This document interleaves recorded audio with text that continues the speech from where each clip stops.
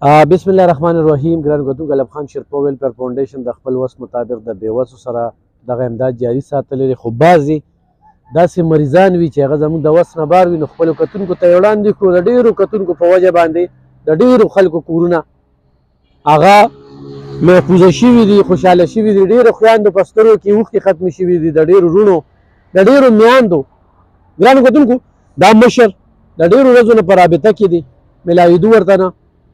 او نن چې کوم دی نو په دې لار باندې دا دی، تاسو ګورئ چې دوی راته ولاړو او تاسو ته وړاندې کوو د ده دا دغه چې کوم دی نو دا هډوکي، یعنې دا بلکل اوچت که، دا چې کوم دی نو دا په لکونو روپۍ باندې لګي، دا بلکل خراب شوی دی او د دې دپاره دی علاج کول غواړي. پریشانه دی، ګټه وټه نشته.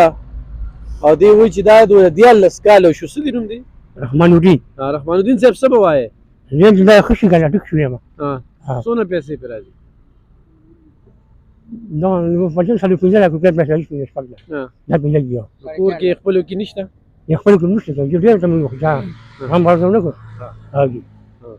د دې اپریشن کول غواړي؟ دې اپریشن کول غواړي. دا ستا والد صاحب دی؟ څومره خویندې؟ مونږ دوه خویندې او څلور وروڼه.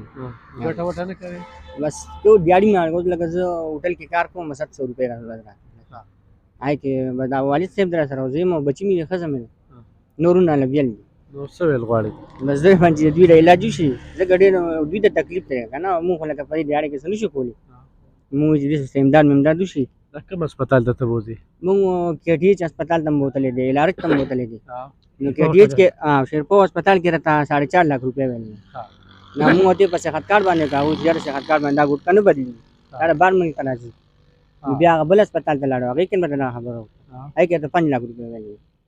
دغه بل ځای پېښور کې بل هسپتال دی او KTH کاغذونه سري دي چې ټایم ټایم سري دي. هغې کې 4.5 لک روپۍ ویلې. 4 لک روپۍ؟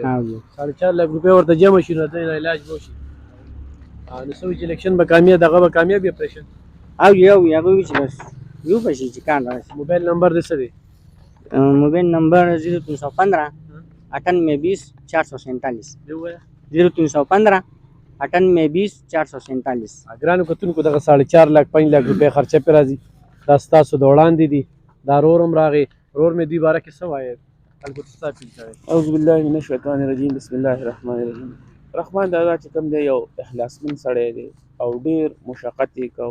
موږ سره ذاتي خپل هم په بټۍ کې ډېر کار کړی دی، ډېر همتناک سړی، خو الن کې کمزوری شو، غریب ډېر زیات، اوس یې څه وس دس نشته دی.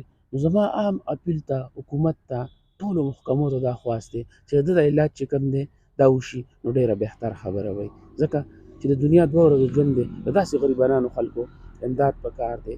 او ستاسو ډېره مننه. السلام. ډېره مننه. ګرانو کتونکو، ضروري نه چې تاسو دوی له نغدې ورکړئ، خو یو سړي ډاکټر سره تعلق وي، به د ده د اپریشن کې غرض دی. ښه، نور د کور کار روان دی، دغه بچی یې ګټي بس په 200 روپۍ کې الله نظام چلی.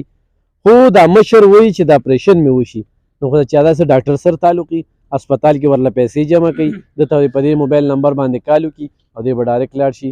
الله پاک دې چې کوم دی نو د ده دا مسله حل کړي او الله دې بې څوک راناظر کړي. ډېره مننه.